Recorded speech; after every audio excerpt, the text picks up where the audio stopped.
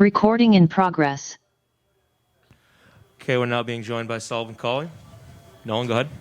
Sullivan, congratulations on the win. Taking down Big Tuna, getting the first round finish. Is that kind of what you expected coming into this one?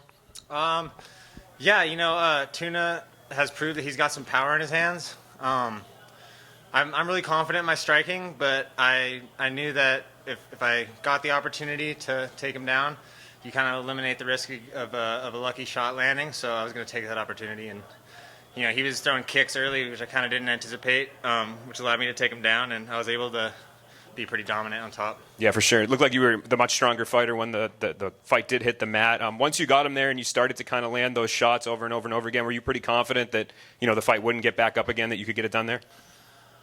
Yeah, towards the end, started to hear Beltran warn him to get moving, and he was kind of stuck there.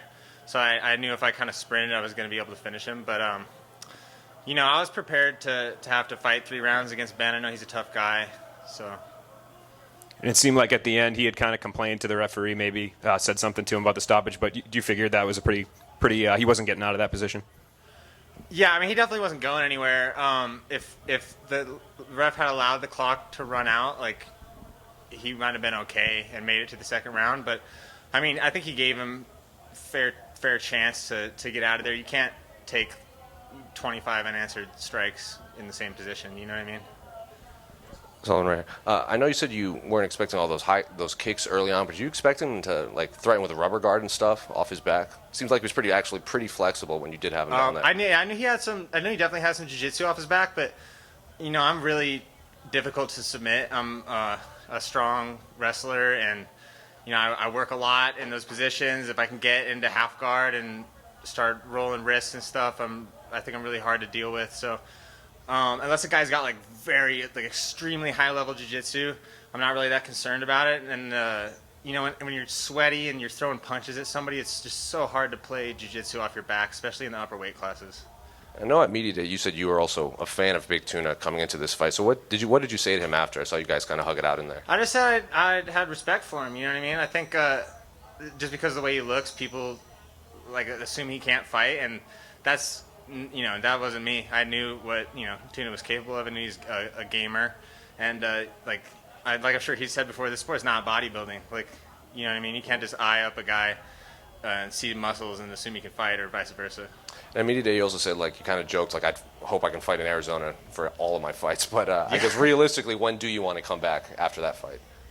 I mean, I'm healthy as soon as Bellator will have me. You know what I mean?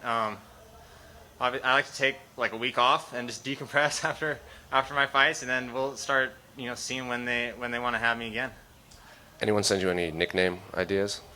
Not that I've seen yet. I've been kind of staying off social media the last couple of days, but I'm looking forward to ideas. So direct message me at Sullivan Cauley on Instagram if you got good nickname ideas.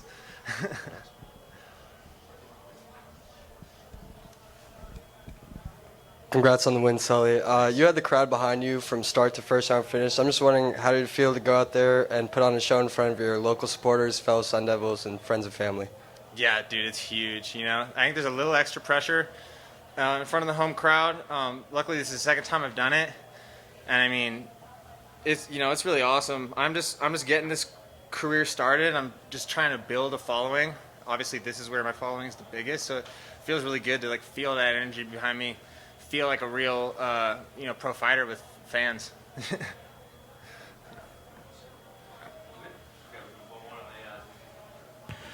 Jacob, go ahead. Hi, Sully. Jacob Dietrich with Winners Only Club. Congrats on the victory. Now that you are 3-0, 3 fights in Bellator, do you expect to see your name in the rankings come later this week?